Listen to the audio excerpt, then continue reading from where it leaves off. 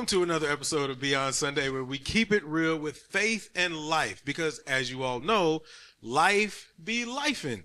And as we always do, we do with myself, Julian Luke, and Pastor Thomas. And today we're going to have special guests because we're on the stage. And last time we were on the stage, we had special guests. And today we have some young teens with us here today. And I'm going to give them the opportunity to go ahead and introduce themselves. So starting from my left, you got it. Go ahead. All right, my name is Cameron, and I'm one of the youth leaders here at Rockwall Friendship. Okay. I'm Lexi, and I'm also a youth leader. Cool. I'm Chris, and I'm also a youth leader. Yes. So we have some really awesome, blessed people here because they all youth leaders. So, we ain't getting to nothing ratchet today. Just letting you know. But no, we're going to talk about, what it's like to be a teen in today's society, what it's like to traverse this world and all of the things. And so before we jump into this, I do have a quick question for y'all. What are y'all's grades? Like, what grade are you all in? Oh, I'm in 8th grade right now. Okay. I'm a senior. Okay. I just graduated. You just graduated? Yeah, class 2025. Well, congratulations. Thank you. Congratulations. You senioritis. I got you. Very much so. Yeah. I remember those days. It was a while ago. So what is it like, and I'm just going to go ahead and just throw it out here. What is it like right now as a teen to live in this world? Like, what is your day-to-day? What does it feel like? I would say it's more of like complicated. Because the way that the world is operating now isn't exactly the same as it was whenever you guys were our age. And I know parents and people say, oh, the game is still the same, just the players change. But I truly don't believe that. So tell me what you think is different. Tell me a little bit about what's different. We have access to so much, like with the internet and social media. So a lot of things we are like exposed to at younger ages. Like you have 5-year-olds on TikTok and things like that. You can just search things on the internet instead of asking people. Like, you get what I'm trying to say? So I feel like it's more of like a access thing and being exposed to more vulnerability. Okay. Oh, wow. Yeah. Cameron, any thoughts on that, or you like right in their ballpark? Yeah, I agree with her. We do have a lot more stuff to it, like school-wise. Like, y'all, when y'all was our age, y'all had books and chapters and stuff. Now we're straight off computers and AI, and that's just how they're trying to teach us now and changing the books and the way that we're learning. Okay. I will say this. So I used to be in education. And one of the things that I used to get frustrated was the same things that you all were talking about. Because when I would tell the kids to go study this thing, that there was like this disconnect, this difficulty, because studying was not like something that they wanted to do from a book. It was like, all right, well, I got my Chromebook or I got my tablet and I want to do this or I want to do it that way. Do you all think technology was a help or a hindrance? I feel like it's more like a double-edged sword, Used in the right way, it can be super great, and it is super great. But you used and abused, it can be like a crutch or something that you not more than need. Like, it is you. Like when we were just talking about earlier, like how people use AI for math, and like they take a picture, like photo math and different things like that. That's how they pass their classes. Easiest thing, cheat code. But now when it comes time where you gotta actually like show what you know on a STAR test and a SAT and different things like that, your grades don't reflect anything. So you could have a 4.0 and then you take the actual test and you don't got nothing to show for it. So Okay. I will also say it's the social aspect of it too. With social media and technology in general, y'all grew up playing outside. Our generation's probably like I would say my group, like 16, 17, 18, 19, like that age group, we're like the last ones that used to go outside. Now it's just like kids are on their iPads and everything. So it's like the social, I don't know how to explain it, but like your students are not going to talk to your teachers as if like y'all would back in the day because they don't know how to talk to people. It's all social media. You talk over the phone. So it's like people are like FaceTime. Oh yeah, I can talk to you over the phone, but I get nervous in person. It's like a difference. Right. So I think it's interesting. You say you graduated. Tell us, especially, and the other two youth leaders here, Tell us a little bit about what it's like different out here in the real world, so to speak, versus like when you were in high school. I know it's been almost a year. High school was definitely more emotional. Like, I feel like you focus on your emotions and that becomes like a huge big thing, and it's just like, oh, does this person like me, does this person, just like how you perceive yourself. And then when you're outside of it, it's just like, it's like, for me, my manager, like, I'll just talk about things that interest me. And then, my birthday was a couple days ago, like March 11th, and thank you. And then Okay. my mom, she was like, she wanted me to take the day off so we could do something.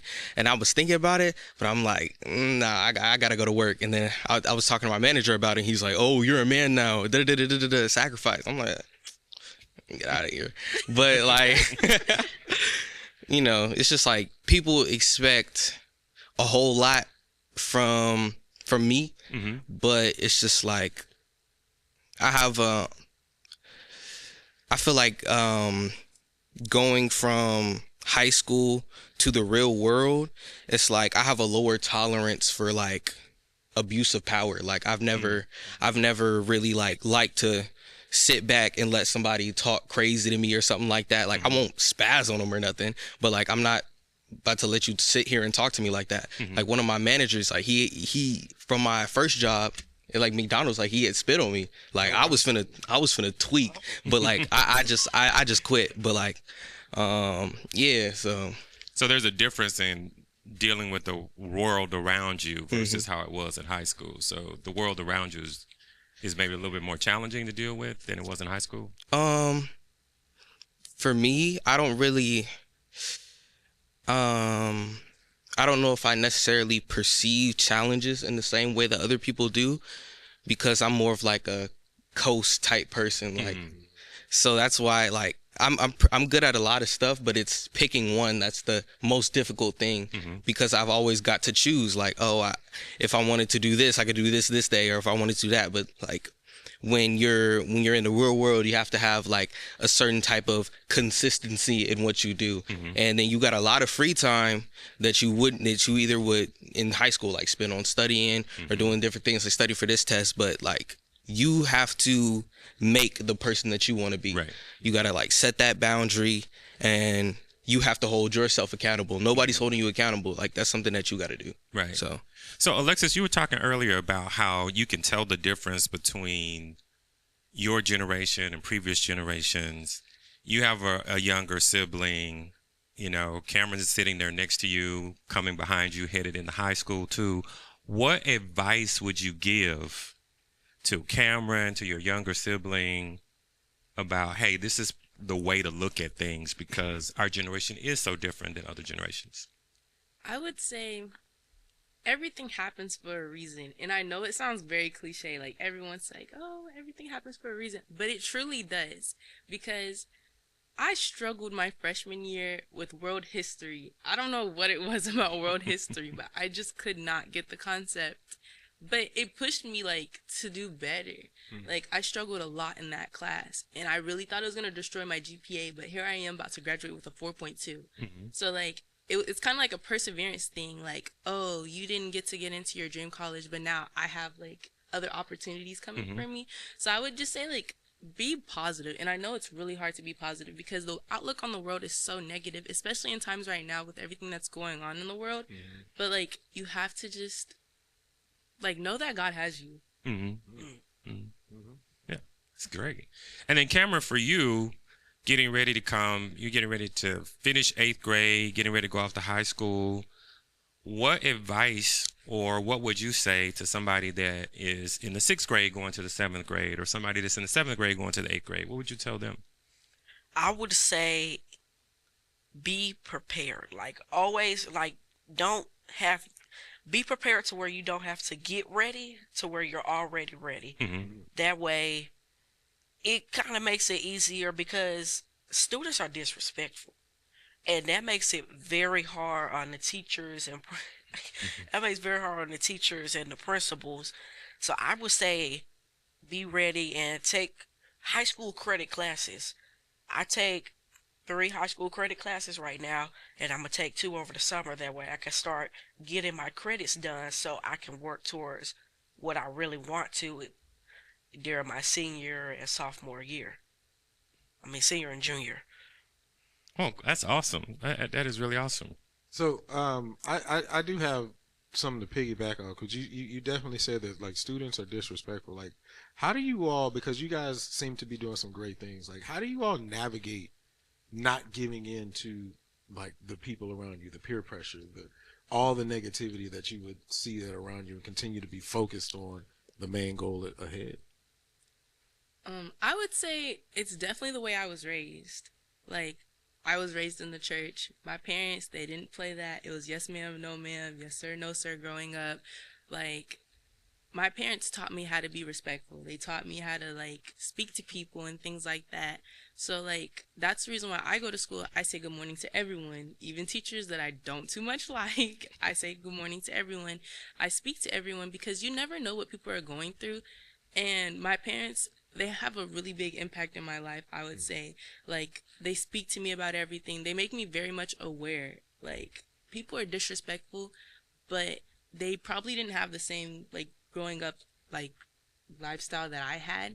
Like, it was very much so, like, you know right from wrong. It's morals, kind of. It goes back to what you were taught, like, in those developmental years when you were a child. Because if you don't instill it in your child at a young age, they're not going to get it whenever they're, like, 18, in my opinion. That's just the way I look at it. And I take psychology classes, so, like, it kind of plays out. Okay. I feel like for me, like I would like to say that I didn't give in to the temptations and I was just like this angel child or whatever. But like I'm gonna keep it a buck. Like I wasn't, and it's like, of course I didn't like do anything like crazy, but it was just like, yeah, sometimes I definitely got disrespectful, and sometimes like I said what was really on my mind, and you know I did some things, and it's just I remember one time I was 14, 15, and my grandma, like I was asking, like we were reading the Bible, and I asked my grandma, you know, pray over me. And I asked God, and I was on my knees. I was like, give me wisdom. I want wisdom. Oh my gosh. When I tell you getting wisdom, you go through some crazy stuff. And so glad that I developed the wisdom, but the road to it, Right. man, if you're going to pray for wisdom, be ready, cause Be ready. be ready. And like, I think it was my grandma, cause when she prayed like she don't stop. That's My parents be so I feel like the best thing to stop those things from happening, especially, you know, we were talking about earlier about how susceptible kids are to like the world because of the internet. It's more than just your teachings, and it's more than just how you raise them. Like they have to have a certain defense and God to be with them, because, and not only that, they have to develop wisdom earlier. Like you have to teach these things earlier, because if you don't teach them before the age of like 7 or about that stuff, the world's gonna get to them. Like when I was in 6th grade, people were doing stuff in the class. Right. So it's just like, if you don't tell your kids, protect your kids, and and be open and honest with your kids, like the devil's just gonna swoop in. So it's just like really leaning into fasting and praying over your children, and then teaching your children. So it's just like, Yeah, I agree with that. I agree with her too with the childhood stuff. I was also a church kid. I grew up in the church. My uncle was a pastor, so I have experience where you had to talk with everyone, hello, good morning, and stuff like that. And the temptations, how he was talking about in the classroom and stuff. Me personally, I like to work by myself.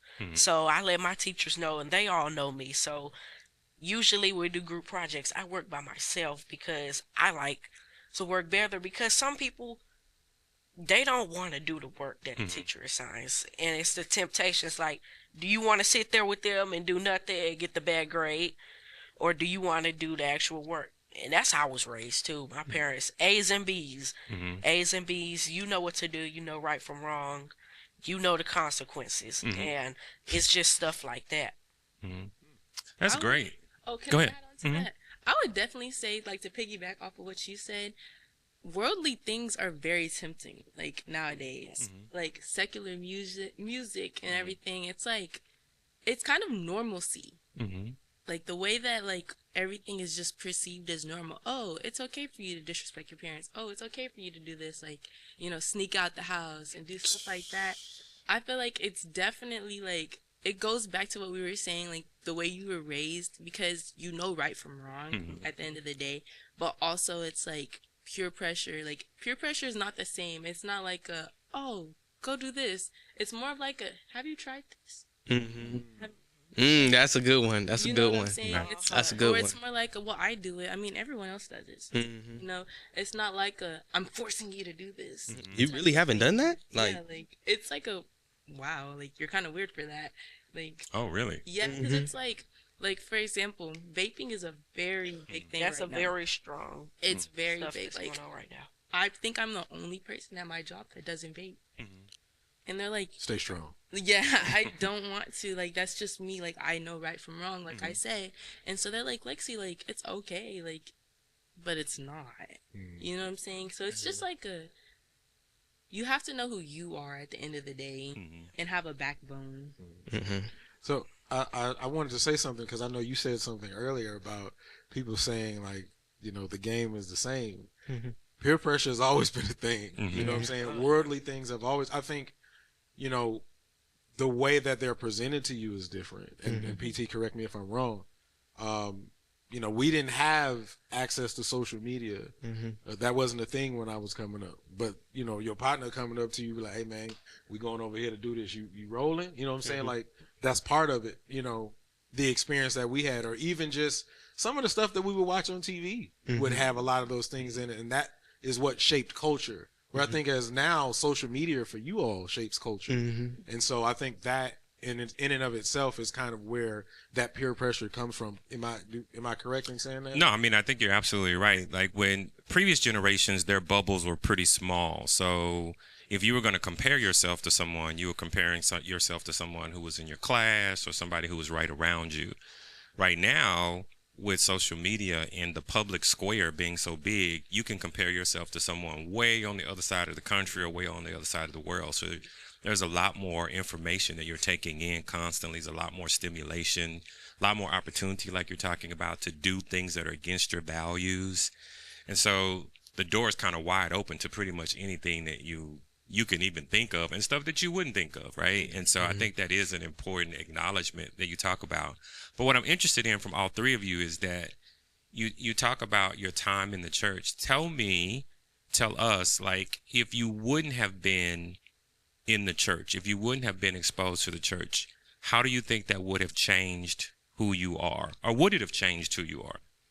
I think it would have changed everything, and I don't know who I'd be without it, because, like, I've been presented with so much from so many different angles, and, like, man, like, I just would not be the same person. I wouldn't have my passion. I don't think I would have had the heart for people like I do, because, like, even now, like, I can get irritated with somebody, but, like, I can only imagine if, like, I didn't see everybody with love or didn't respect, like, my brothers and sisters for who they are instead of, like, what they can do for me, you know? It's just like, even though, of course, or at least I would hope that I would have like morals, so don't hit people, don't do that, but it's just like, it's a certain level, because you're secular things, you're not taught to, like, love people as you love yourself. But one thing that I had to learn about that, like, a couple years later, like, how do you love people like yourself if you don't love yourself? So I had to go on like a soul searching sort of thing, and find the things that I appreciated about myself, and then it helped me be more appreciative and more understanding about other people and just different things like that. So Oh wow. I personally feel like I am nothing without God. Like I said, I'm a big person. Everything happens for a reason, and everything that has happened in my life, good and bad, is because of God.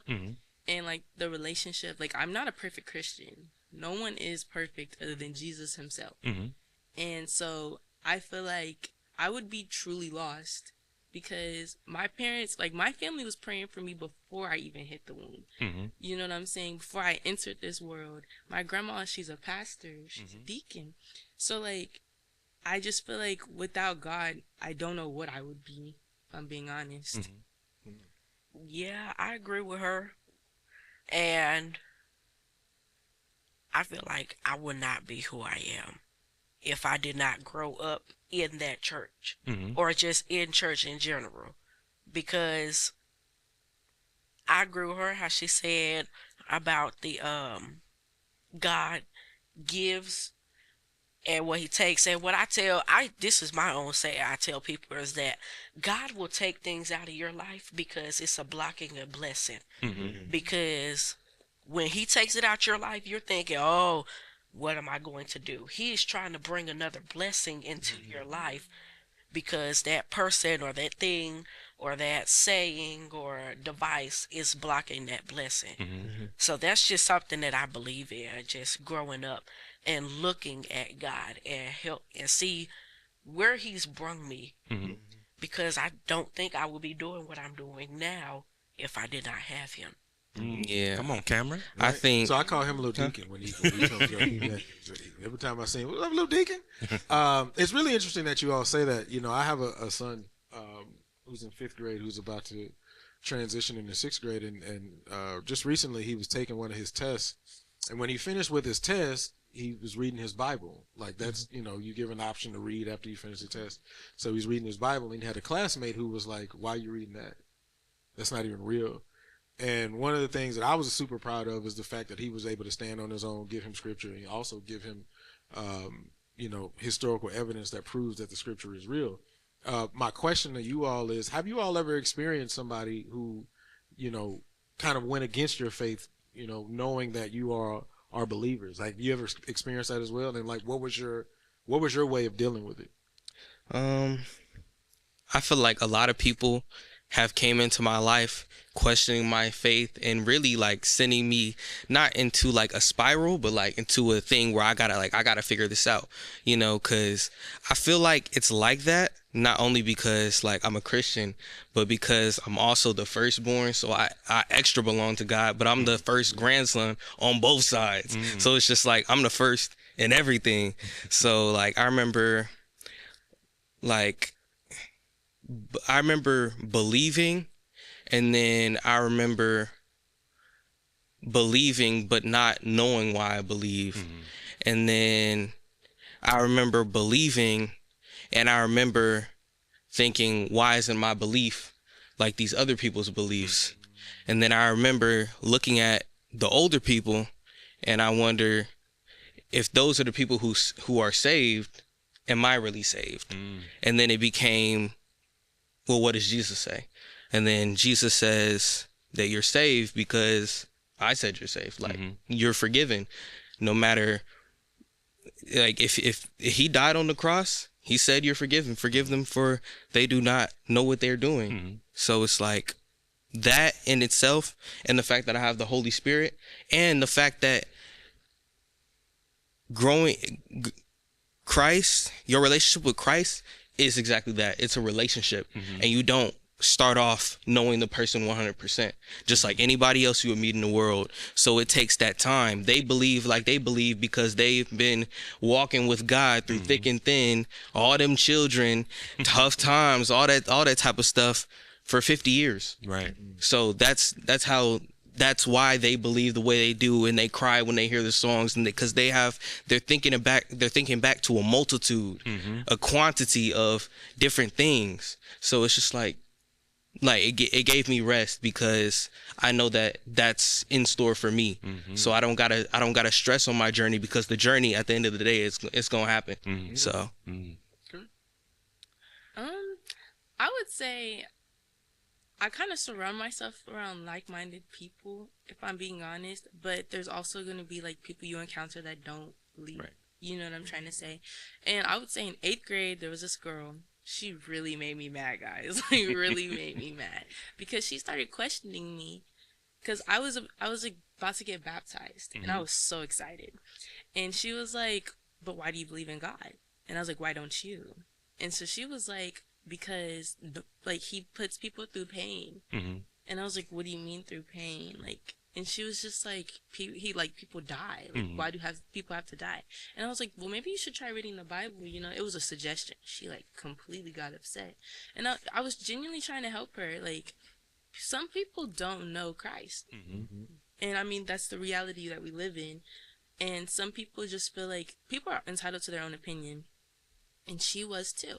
I would just say, like, I don't know. I tried helping her. You can't help somebody that doesn't want to be saved. You know what I'm saying? Like, I hope that one day she'll finally, like, open her heart and realize. But at the end of the day, you know you and your relationship with God. Right. So that's kind of, like, all you can focus on. Like, also preach the gospel to other people. But if they're not trying to hear you, they're not trying to hear you. You did your part at the end of the day. It's how I feel. Plant that seed. Yeah. Because one day they're going to look back at it and be like, dang, maybe Lexi was right. You know what I'm saying? Judgment Day, they're definitely going to be thinking about the conversation I had with. Yeah, I agree. And me at the same time, I would say, I don't know how to say that. I would say how I kind of agree. So I told everyone that I was being baptized. I think I got baptized when I was in the 6th grade. My uncle baptized me. And when I was about to get baptized, we was on the way to the church. We was on the way, and she was just asking me questions like, are you ready? Do you understand what this means and stuff? And I was telling her, I understand. I am ready to give myself to him. I am ready that I believe in him. Because my parents, they've prayed. My mom, she used to tell me how when she was pregnant with me, she made prayers and prayers about if when I was born that I would be the son. I would be a believer. That's yeah. And since that, I've reflected off of what she said, and when I got baptized, I realized I've realized how much he's brought into my life that I did not have before I got baptized. Oh, that's wonderful, man. Let me ask you a question. Since we're talking a little bit about your experience walking as a Christian, your experience walking among the community of believers in church, tell me, what is something that the church should do or could do better to help those in your generation? I would say put it into terms that we can understand. Pastor, you're really good about that. Thank you. Especially when you preach on Sundays. Like, our generation doesn't want to hear something that they're not interested in. Do you get what I'm trying to say? Yeah. So, like, I feel like if you put it into terms, like, you're bringing it to where examples that we understand. Like, you'd be like, oh yeah, well, y'all not gonna like me after this one. You know, a little bit of humor, or then like, oh, this is for you children. And so we're all like, oh, what is Pastor finna say? You know, stuff like that. And also, like, I would say, like, hands-on experiences. Like, because listening to somebody is one thing, but actually engaging in something is different. And not everyone, like, you have the Bible app on your phone and everything, but let's be real, not everyone opens it. Right. Like, I think a physical Bible would help a lot, but not everyone has those. Not everyone has access to them also. So I feel like it's more of like put it to where our generation is engaged. One thing that So this, I'm not gonna lie, this is the best church that I've ever been to, and I feel like, cause I've been through a lot of to a lot of churches, been at mega churches, different things like that, and I feel like this one, especially my dad, bro, he loves here, and I feel like it resonates with him the most, and it resonates with me the most. But I feel like the best thing for teens and the younger kids is like is really what you're doing. Like, I don't have any, like, if it was any of my other pastors, like, I would have critiques, but I feel like you are doing the right thing, as in setting the caveat for deeper conversations on the drive home, in the home, and for the rest of the week till the next conversation, the next caveat comes where you can either expand or shift gears. So what my dad did, because you get fed at church, but where you really you need to eat every day. Right. Yep. So what my dad did, we read the Bible every single day. And the first time we read the Bible all the way through, like I retained pretty much all of it, and then we did it again and then again, and then my dad, he's a really powerful Christian, and I model my life after him. He's one of my biggest inspirations. And like my parents, they were like what she was saying, everybody was praying for me, like over me my whole life. Like I said, I was the firstborn and everything. I got my dad's whole name, and it's just like this is, I've always had the expectation to be great. But one thing that I learned is that even though that I'm modeled after my dad, like, I'm still my own individual person, and I don't have to worry about being great because God says I'm perfect, so I'm already great. So it's just like kind of like that. So That's awesome. Yeah. I would say the same thing. Master, you've done it. I think I've came to this service twice. I think it was one time you was preaching, and another time one of your other people was preaching. And because I'm usually over there, I would say with the teens, I'm watching and I'm seeing what during the lesson they're like listening, but they're zoned off at the same time. So when we're doing our like Bible games and stuff like that, I could see how they're a little bit more interested. So that's why I'm gonna bring that up, because our meeting's on Thursday. I'm bringing that up about doing more interactive things, kind of how she said, interactive or something more cool to where they want to join in. Because some kids just sit in the back like this, and they're stare and just, they're like listening, but like their mind is on something else. But so I would say that, and within here, I'm doing it. My mom, she come home and be like, Pastor Sir, he was good. It was good today. So I'm gonna have to rewatch that later because it was good. my dad's like, you going into the second service and you gonna listen too, and then I'll be like, oh yeah, it was good. Yeah, she tell me she's like, it's good. I'm gonna have to rewatch that later. Right. So all of you kind of mentioned your parents, and your parents are always telling you things, right? You've heard it your whole entire life. Your parents are always saying something. What is something you would want to say to your parents, right? This is your opportunity to say something like, hey, you don't have to repeat yourself 18 times. I heard you the first time. Like, what is something that you would want to say to your parents? What you got, Lexi? You laughing? What you got? Okay. Hi, Mom and Dad. I'll say that first. Got to drop the bomb. I first off want to say I love my parents so, so much.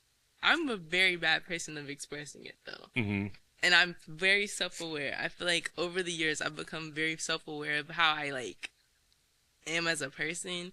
So, like, my parents, my dad, he loves to lecture me. But, like, it's out of love. In the moment, I don't want to be hearing it, if I'm being honest. And he knows that we have discussions. But it's like, after it's done, it does resonate with me. Right. Like, and my mom, same with her. Like, my parents, they're always there for me. and they're always trying to build me up, make sure that I'm okay, me and my brother. I would just say, like, it's okay to let me grow up. Like, my parents, in their eyes, like he said, I'm the first child, first grandchild, first niece, nephew, all of it. Like, I'm the first. The building blocks, the foundation, you know what I'm saying? And so, like, my parents, they've never done this before. Like, I'm their first child, like I said. So, they're kind of like, they don't know where to take their hands off, but it's also, they don't want to, like, take their hands off the training rules. Because, like, I'm 18. I just turned 18 in October. So, like, I'm going to be leaving for college in a couple of months. And at first, I was trying to go far. I was trying to go have fun and everything. And somehow, they were able to bring me back home. Convince me to go down the street to UNC. And so, like, it's just a matter of, like, it's okay to let me grow up. I want to experience things and learn from them. I know the Lord has me. So it's like, I'm going to stay rooted with the Lord. So I know I'm not going to make myself go down this path that I have no business going down. And I will always cherish everything that they have taught me and everything. It's just, it's okay to let me blossom. Yes. No. Oh my gosh, I cannot believe 18. You were just a little girl running around here. I just can't believe that. That is so hard to believe. I know it's going to be hard for me to go to college and not be here every Sunday. I was saying that, like, I cannot switch churches. I can't. I've been here since maybe I was like 7. Yeah, you're a little girl running around. I just cannot believe that. No. No. Listen, No. I'm gonna be honest. I'm just listening to you talk, and that's cool. It's great to say. I think that's a beautiful thing that you have to say to your parent. I can tell you as a parent of a firstborn daughter who is 13 years old, who is talking about college now.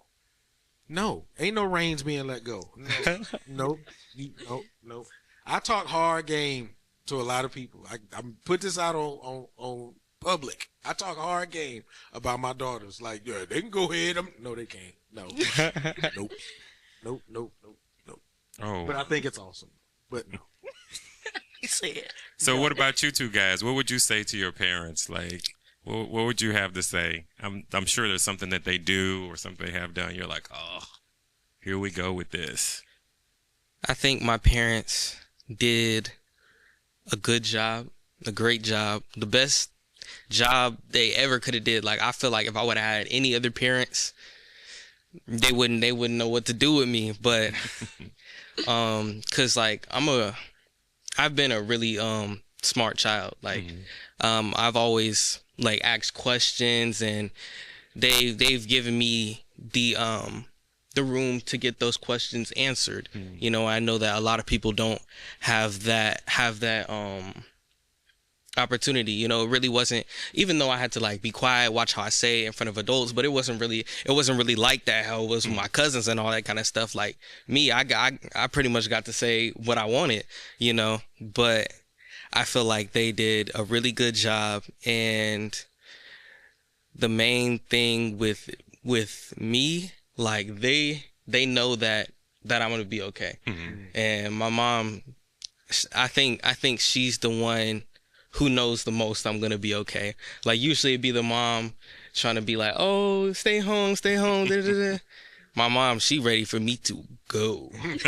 Like, my dad, I feel like my dad, like I'm going off to the military, and like, I can see it in his eyes. Like, he don't really want me to go. Right. But my mom, she's like, yeah. Nah, I'm just happy for what you want to do. Like she's been with me, because my dad, he was always at work and a whole lot of other stuff, and he's like, he worked super duper hard.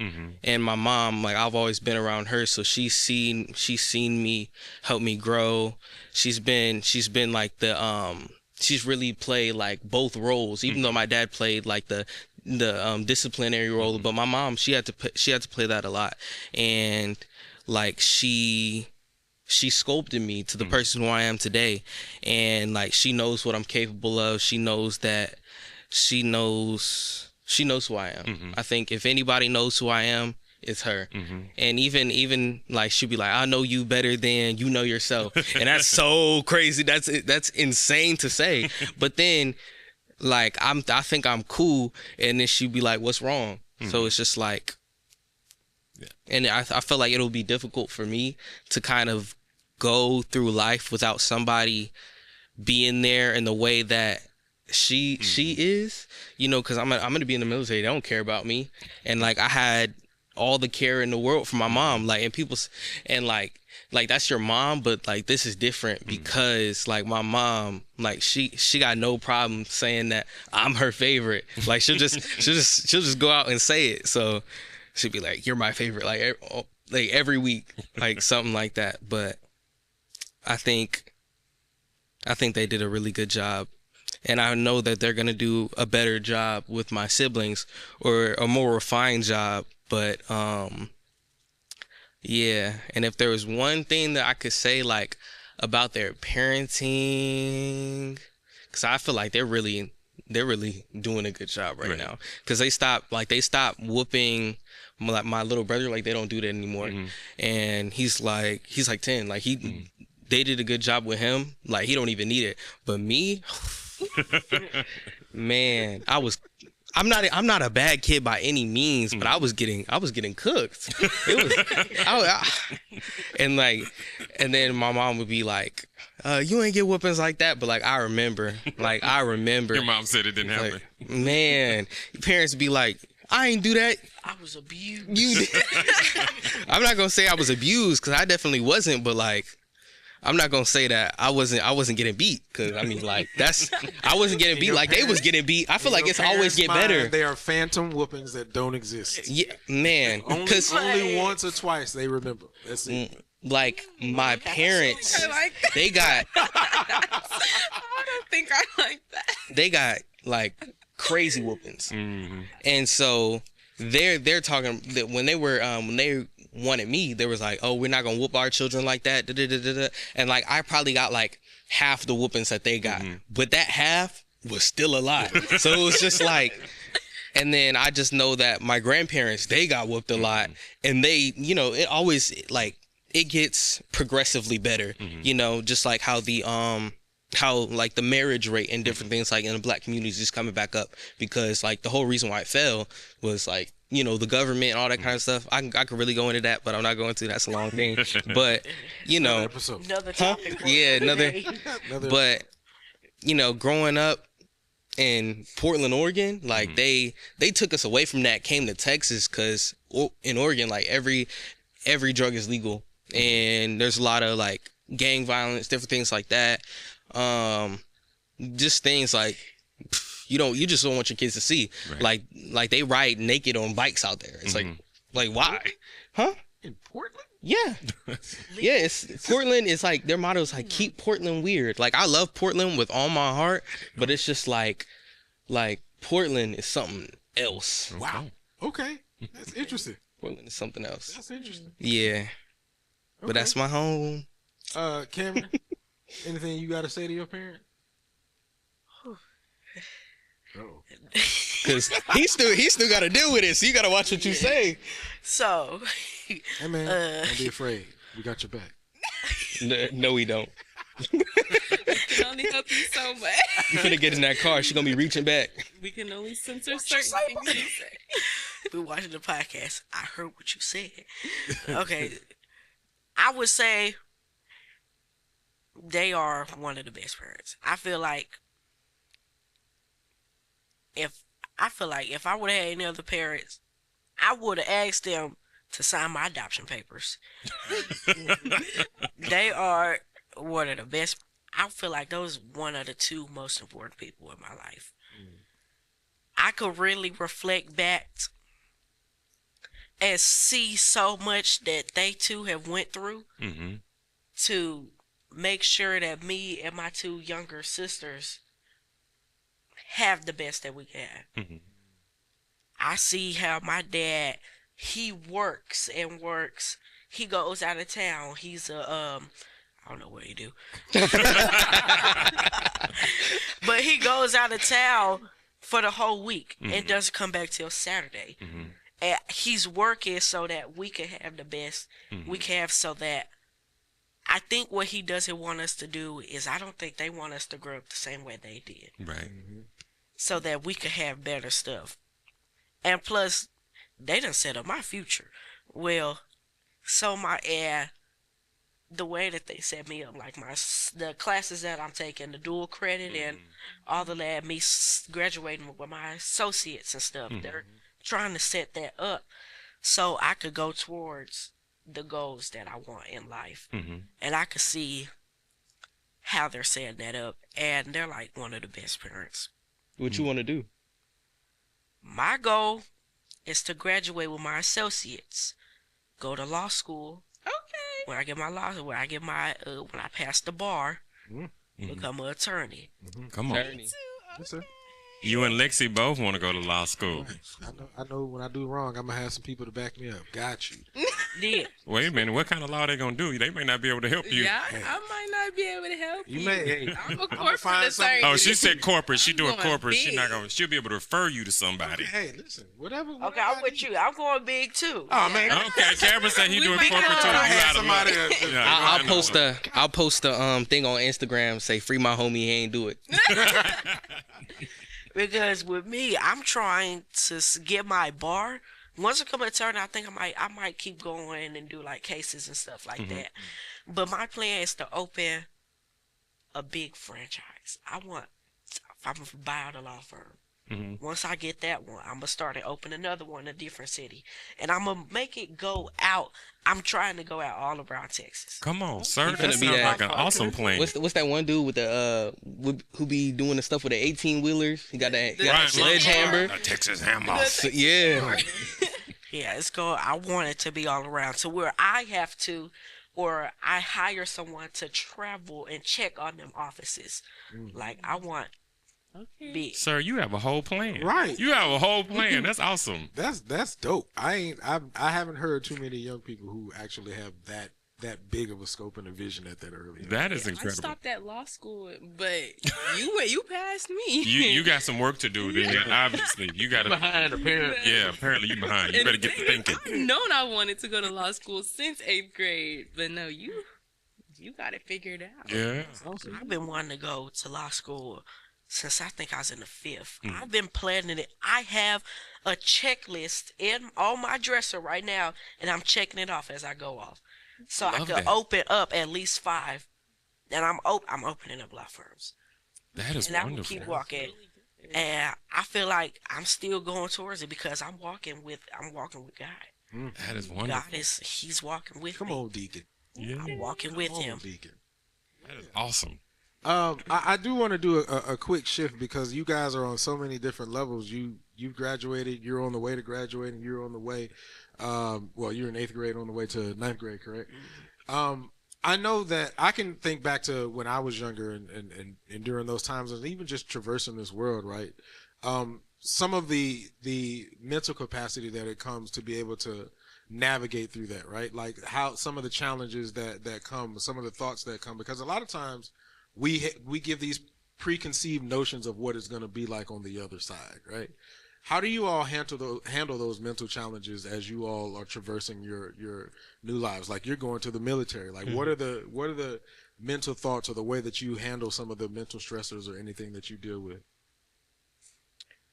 Well, first of all, it's like you gotta lean on God. I feel like that gives you tons of strength that you didn't even know you had. Because I mean, you got it, but you don't got it. That's Him. So Right. if he's holding you up, pushing you forward, taking your hand, all you gotta do is move your feet. So it's just, I know that time isn't gonna stop for me. And if I'm stagnant, then it'll just go on without me. And well, it won't even go on without me. Like I'll just be like kind of just there. You know, I feel like that's one thing that happened to me like some time ago. It's just that so many choices, it kind of leaves you like kind of just still. And whenever I face those like hard, tough times, it's just taking that deep breath and just knowing that like God, he doesn't change. The same people that helped my parents, the same person that helped my parents is the same person that helped my grandparents, same person that helped my grandparents, same person who helped my great grandparents when they were still picking cotton, and same people that, you know, just back and forth, even on the ships, when countless people died because the bodies was stacked so thick, if one of them would have died, I wouldn't have been here. So helping all those people, keeping all those people throughout the Christianity already was in Africa. So they already knew who God was. So it's just, even if they didn't, God is so faithful, he'll shield you even when you don't even know. You, like, somebody could be an unbeliever, somebody could be an atheist, somebody could hate God. And God will still be there and give them blessings, because one thing to note is that there is no blessings without God. Nothing good comes without God. Hell is the absence of God, so there's nothing good there. It's darkness and pain. So whenever you feel happiness, you know it's Jesus. Whenever you, even when you feel lost is the evidence that you've loved. So it's another thing to be thankful for. So it's just, you know, looking back, taking that time to think and giving thanks to God. I feel like that's one of the most important things you can do. Okay. For me, I would say, like, my mental state, or like the way I think, goes back to how my parents taught me growing up. My mom, she used to make me do like worksheets during the summer, and I hated it so much. Oh my gosh, I did not like it. But like, I can study really good now. So it's like everything ended up, like, everything my parents did, it had a reason. And I'm starting to realize that now. And so, like, I have the mindset now that I'm not like everyone else. I'm not. I can't do what everyone else does. I can't just sit there and, like, let myself go and come back. That's not what God has planned for me. So it's really, like, my mental state right now is I have to do what I have to do. Like, I can't fail. God's not going to let me fail. So, I mean, at the end of the day, it is what it is. It's going to be hard. And I know it's going to be challenging for me to stay focused, for me to get through law school and everything. But I can do it. You know, but I'd rather cry in a small house or a big house. I don't know. I have to Right. be a big house. Yeah. So I have to do what I have to do. I would say that I agree with everything that y'all said. Especially with that worksheet. My mom just told me, she said, I signed y'all up for Khan's Academy, and I got you. Oh my goodness. And I got you. I had to do Khan's Academy and Sierra's summer school. And So y'all do Khan Academy too? Oh, that's really good. Oh yeah, no, my It kids been really doing helps, it. Yeah, but my in the kids moment- been it doing does help. Yeah. In the moment, I did not like Y'all it. can, yeah, my kids But can't stand it. It's just Like, but go it do does Khan help. Academy. It's just the fact that I have to do it. And they put, I don't know how to figure it out. They put some lock on my phone, so my phone locks if I don't do it. That's right. I don't know how they Man, I figured had it that out. lock. Those were the days. Only an hour a day of screen time. Yeah. Screen time. I couldn't. Like, I was like, oh shoot, let me not use it. right. Hey, I got that 1 minute. 1 minute. Yeah, you click. It say, okay, or more option. I click more. I said, request more, enter code, or 1 more minute. I can't even do it 1 minute. Man, I'm not gonna lie, I was so nice. I was like, I seen my dad's picture when it said like add more. I went and clicked it, and it said enter password. I put every password in there, cracked it. They ain't know I was adding more time until they look at my screen. I was like, You said they that. caught changed me. mine by But then 20 they changed it to my times. mom's stuff, and I know my mom's password. I know all that, but so it's just like they just took it off. Just revealed So they it had all. it. They had it for my siblings. Thank you. But it's like I was. Noted. You messing it up for the kids. Right. Hey, they don't need it. They don't need it. I will say the little things, like I said, it did help in the long run, because like I could not have my phone whenever I got home from school in middle school and everything. Like, you had to do your chores, you got to finish what you got to do your homework and everything, then you can relax. I still do that whenever I come home, and I'm probably gonna do that in college too. Like get my homework done, do what I have to do, then do what I want to do, because it's priorities. It was teaching me what I need to get done, what I need to get done first, and then I can do whatever I want to do. Which goes back to what I was saying. Like I have to do what I have to do. So like just get it over with now, so that you can thrive in the future. Yeah. I feel like that. So for me, like, I always had, like, my parents, they never, like, they made me, like, do extra stuff, like extracurricular stuff. But, like, for the stuff that the teachers assigned, I was always so good in class that I would just finish it in class. And, like, a teachers would get mad at me if I'm doing, like, different work in other classes in that classroom, because I'm trying to get home and I'm trying to play the game. So I'm like, I'm doing all I got to do first.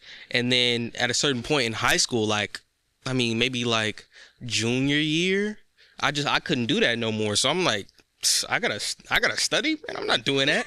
and then my grades, they kind of like, oh. So yeah, and then my parents, they was pretty irritated, because they like, we know you can get straight A's, like why are you getting C's, you know? And then you know, different things like that. You know, they always knew my potential, and so they had got me back to the point where like I had graduated like with honors, so you get like some type of thing, and that was pretty cool. But yeah. All right, that's beautiful. So what I will say is, right here on the campus of Rockwell Friendship Baptist Church, we are having a teen summit. It is called the Mind Shift. It's going to take place March 28th from 9 a.m. to 2 p.m. And I actually want to give it over to Pastor Thomas, because he's going to fill you in on all the great things that have happened. He's already been on the news, so he might as well just go ahead and do it again. Yeah, the Mind Shift is going to be a wonderful summit and opportunity for us as adults and parents to be able to surround our teens and make sure that we're giving them what they need in order to be healthy from a mental perspective. Also to give them the tools and the resources to be able to deal with life stressors, anxiety, stress, even sometimes dealing with negative thoughts, intrusive thoughts, or even thoughts of maybe not being here anymore. And so they're going to be surrounded by love. They're going to be surrounded by clinicians, people who have expertise in this particular area, myself included. I'll be leading a couple of breakout sessions. One of those is going to be on resilience, which all of you talked about today in some form, about persevering and pushing through, and what do you do when you deal with adversity. And then I'm also going to be doing a breakout session on how to deal with stress and anxiety. So it's going to be a great opportunity. It's going to be an opportunity for parents. There'll be 2 separate tracks.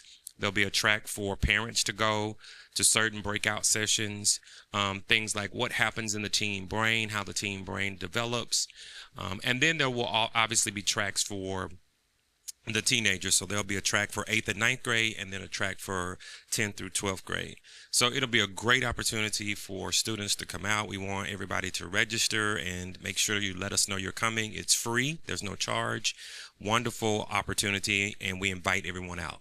There you go. And he does it so eloquently, so I just wanted to make sure that he got the availability to do it. But we will actually put the registration right here on this, so go ahead and have or if you're in the DFW area, you have the opportunity to go ahead and register. And again, as Pastor Thomas said, it's absolutely free. I do want to say, and take this time to say, thank you for all 3 of you guys and just showing up and just giving you all amazing stories and testimonies. I think it's very beautiful that you continue to give your testimony. I think that is, and I know that that's part of what discipleship really means, is to give your testimony as well. And so you've been able to not only give it to us, but to give it to everybody that's out there, young teens as well, and adults who probably need to see and hear those things. And it probably will inspire them to be better, just as human beings, and so on and so forth. So I thank you all again for coming to join us. You guys are completely awesome, and good luck in the military and senior year. And well, yeah, I know where you're going, because my daughter going to be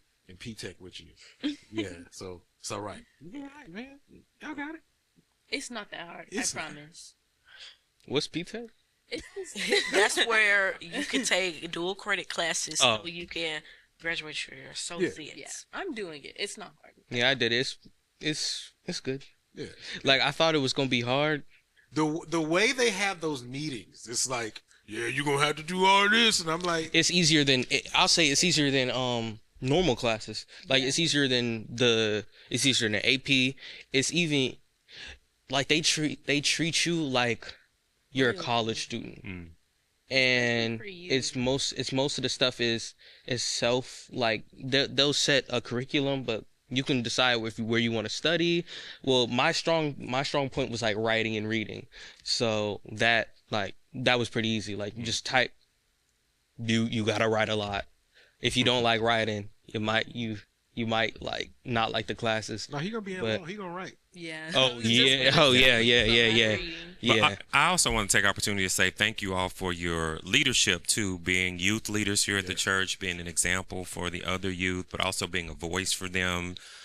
We think it's a wonderful opportunity for the way that you serve, so that as you move into adulthood, you'll continue to serve the Lord in a community of faith like Rockwall Friendship, and hopefully have opportunities to continue to lead. So we're grateful to each of you too for being willing to be leaders and being examples. Absolutely. Absolutely. And so with that being said, hey, this has been super great. It's been an awesome show episode. And don't forget, like, share, do all of the things. Get this information out. And don't forget, this is not just a Sunday talk. This is an everyday walk. And we will see you all next time. Later. We're clear.